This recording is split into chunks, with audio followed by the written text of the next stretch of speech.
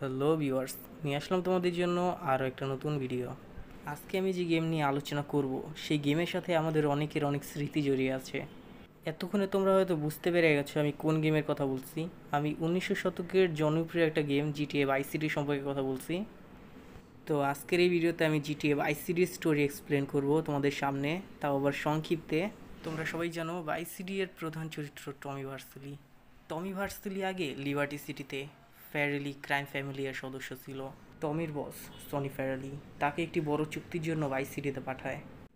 চুক্তিটা হচ্ছিল সেই সময় অন্য একটা গ্যাং সেখানে অ্যাটাক করে দেয় এবং টমি সেখানে টাকা পয়সা এবং জিনিসপত্র রেখে পালিয়ে যায়। কিন্তু টমির বস সনি ফ্যারালি টাকা পয়সা এবং মাদকদ্রব্য ফেরত নেওয়ার জন্য টমিকে আবার ভাইস সিটিতে পাঠায়।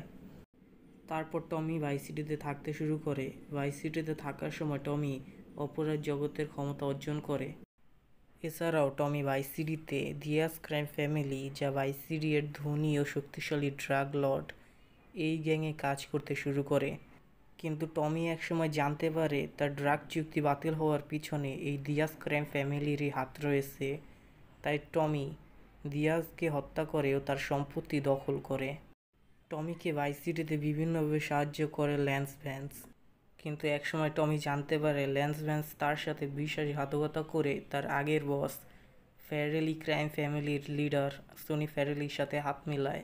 এই কারণে টমি ল্যান্স ভ্যান্সকে হত্যা করে এবং তার সম্পূর্ণ সম্পত্তি নিজের দখলে করে।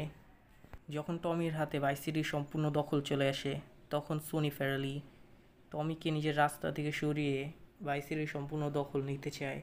কিন্তু টমি এই সম্পর্কে জানতে পেরে সনি ফ্যারালিকেও নিজের রাস্তা থেকে সরিয়ে দেয় এবং শেষ পর্যন্ত টমি ভাইস সিটির সম্পূর্ণ দখল পেয়ে যায়। তো এটাই ছিল জিটিএ ভাইস সিটির সম্পূর্ণ গল্পটা।